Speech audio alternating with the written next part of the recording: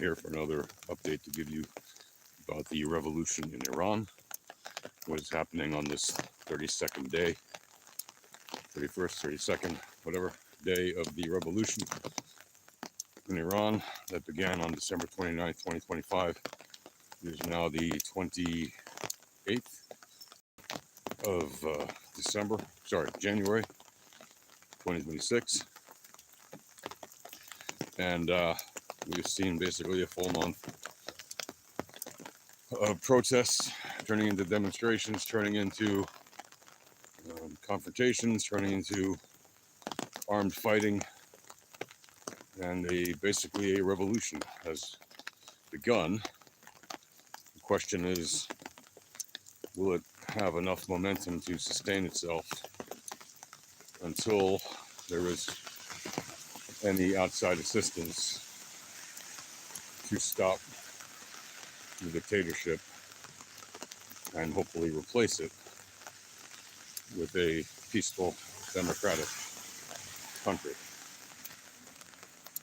regime, or government?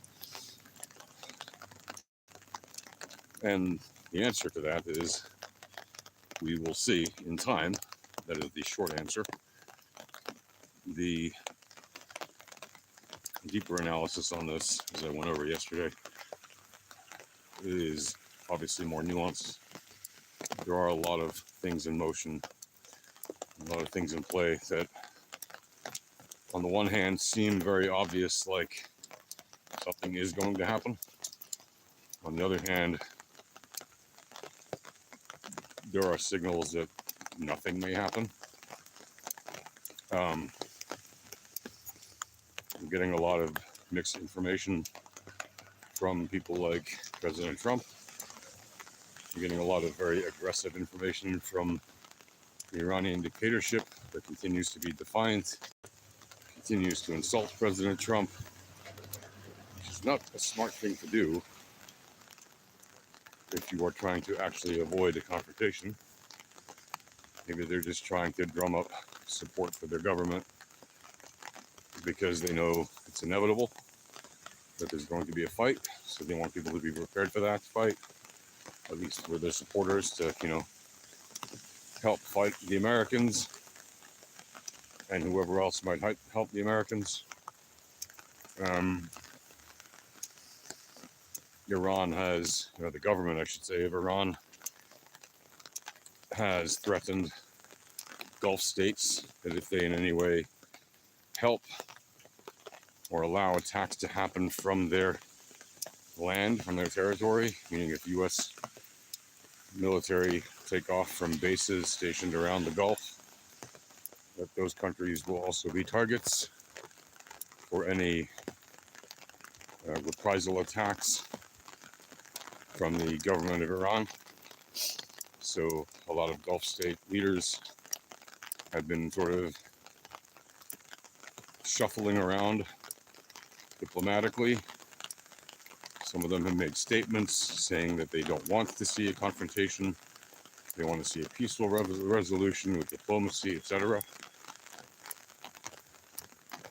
Trump has given, as I said, mixed signals, indicating that he doesn't want to see military confrontation, but also building up the military presence in and around the area, to have all the assets in place to have a military confrontation. Also giving messages basically saying, well, even though I don't want to see military confrontation, it still might happen if they don't stop killing people. Reports are that they have not stopped killing people, and that as little as the internet is back on for regular people in Iran, there's a lot of horrible information coming out showing that the killing is continuing even now. The question is, will Trump make the decision to actually do something kinetic about it? And again, there's really no way to know for sure unless you're Trump, because he's the decision maker on that. It's up to him. People in Iran are dying every day in horrible ways, not just I mean, not that there's any pleasant way to be killed, but, you know, some people are being shot in the street, sometimes running away from scenes completely unarmed, and shot in the back of the head, etc. We have seen videos of that.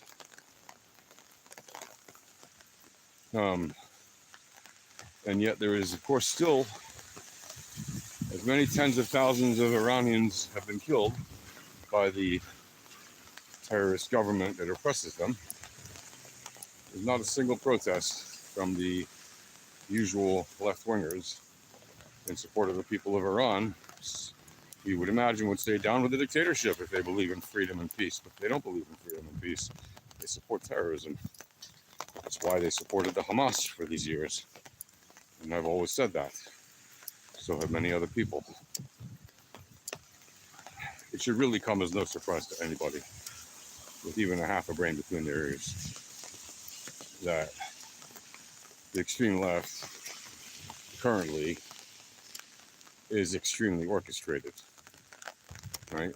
It is funded through large organizations that are driving an extreme left-wing agenda, each in their own way.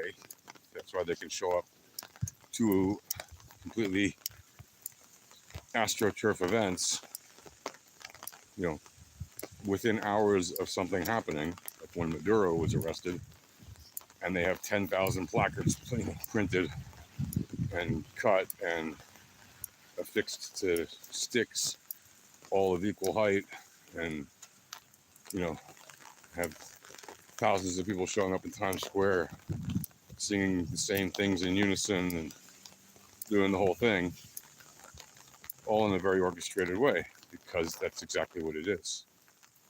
This is not random, sporadic, organic protest. And they're not doing any protests. Greta Thunberg and her friends and all the usual idiots who've been chanting, you know, from the river to the sea. And then they say, what is it? Palestine will be free. But in Arabic, it's from water to water. Palestine will be Arab, right? And what they mean by that is they want to destroy Israel, right? They have taken that chant and made it into a chant to destroy Israel. They will deny it to your face. They say, no, we don't want to destroy Israel. We just want to destroy the Zionist enterprise, which is code for Israel. It's not even code, it's just, that's what they call it. Because they don't want to even say the word Israel. Many of them, they're retarded that way. They want to deny that Israel even exists as a country. Okay, I'm walking in that country right now, where it is raining and gray out. If I had 20K, where would I put it? This isn't a video about financial advice, and I don't give financial advice. But if I was going to trade it, well, I would learn how to trade using the tools that we give away at Alpha Trading. If you want to learn about that, check out the Alpha Trading Discord. Go to alphatradinghq.com/Discord. You can learn all of that stuff there. It's totally free. Back to the topic at hand. We see zero protests at universities. We see zero protests in all the usual cities by the left wing. Where you do see support for the people of Iran are by Iranian dissidents themselves, who are holding demonstrations in cities all over the world. And guess who's in pretty much every one of those protests? Jews and Israelis. You know why? Because Jews and Israelis support the people of Iran. Other people do too, yeah? Don't get me wrong. When you saw the protests this past weekend in Belgium, Germany, England, Italy, across places, you know, Canada, the US, there were a bunch of places where people came out to show their support for the people of Iran. And they were all Iranian dissidents and good people from those various places. And in many cases, Israelis and Jews. Pretty much in every pro-Iran protest you see, like pro-people of Iran protests, where they're holding up the lion and sun flag, as opposed to the flag of the current dictatorship. Wherever you see the lion and sun flag, you'll usually see people holding up an Israeli flag. And likewise, by the way, in the past couple of years, since October 7th, whenever there was a protest in support of Israel, guess who showed up? The people of Iran, holding the lion and sun flag, standing shoulder to shoulder in support of Israel. Because the people of Iran and the people of Israel have both been, targeted by this disgustingly cruel terrorist organization called the Islamic Republic of Iran. And I would say, obviously, very clearly by the numbers, yeah, especially given how many people have been slaughtered just this month alone. Never mind the hundreds of thousands or millions who've been killed in the last 47 years in Iran. But the people of Iran have suffered the most by this terrorist organization. However, that terrorist organization has also spread terrorism around the world through proxies like Iran, like Hezbollah and through Hamas and the Houthis and Boko Haram and Islamic State and a bunch of different terror organizations that they have sponsored and give aid to in many ways.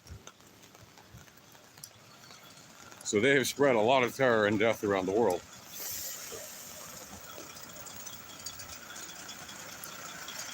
I see your question there. Again, I don't give financial advice, man. I'm not a financial advisor. I trade using volatility, entropy, probability, statistics. That has nothing to do with the topic of this video, so I'm not going to talk about it now. I'm talking about the people of Iran who are looking for any kind of assistance to get rid of the dictatorship that currently oppresses them. And that's, right now, the main topic du jour. Because even here in Israel, we want to see them be rid of that dictatorship, because that dictatorship threatens us, literally, on a daily basis, not just with their ballistic missiles, although that too, and not just with their drones and rockets directly from them, but also with all their proxies that they use to attack us. Hamas wouldn't have happened without Iran's help. I mean, not Hamas, sorry, October 7th wouldn't have happened without Iran's help. Yeah? Hamas would not have been able to launch the attack without Iran's help. The Hezbollah would not have been able to attack us on October 8th without continual assistance from the Islamic dictatorship in Iran. So we have a common enemy. And not only that, we have thousands of years of shared values in history. The Jews of Israel, or Jews in general, and the people of Iran. Going all the way back to Cyrus the Great, of course, who helped the people of the Jewish nation regain their freedom from Babylon, where we had been enslaved after Babylon destroyed our first temple and exiled most of us from Israel, but not all of us, but still most of us. And it was Cyrus the Great, thankfully, the great Persian leader, who helped the Jews regain their freedom and helped us move back to our homeland, and even set forth the plan to help us rebuild our temple, which is exactly what happened. The Solomon's temple, the second temple, as it's known, would never have been built in the first place had it not been for the very generous help of Cyrus the Great, which is why we hold him, as Jews, we hold him in such high esteem.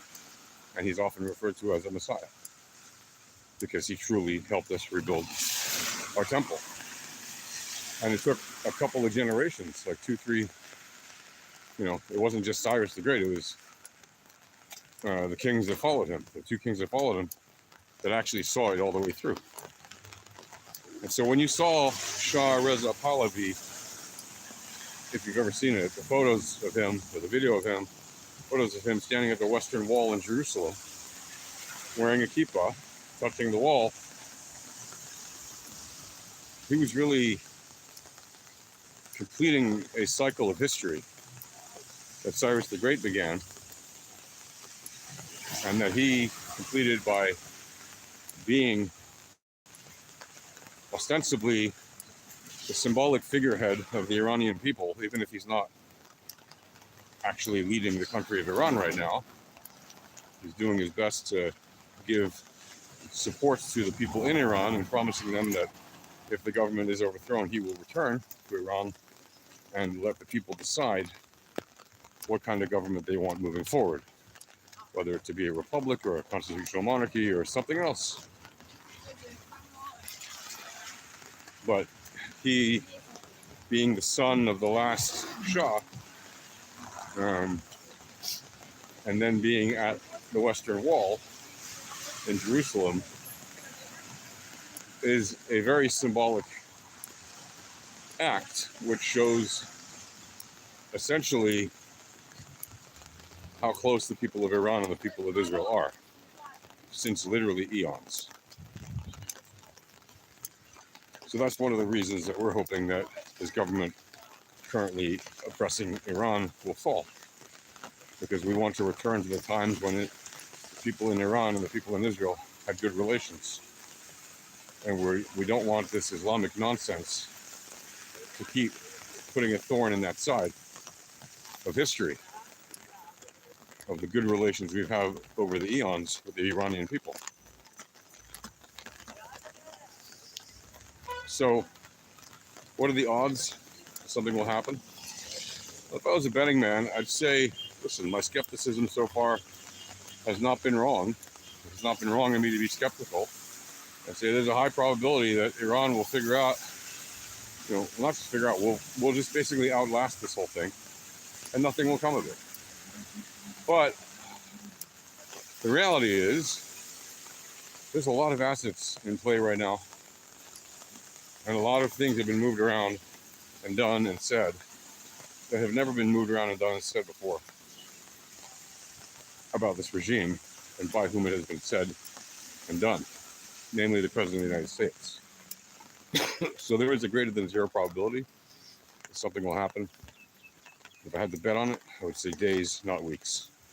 It will happen within days, not weeks. Anyway, that's it for now. I'll catch you guys later. Have a good one. Peace.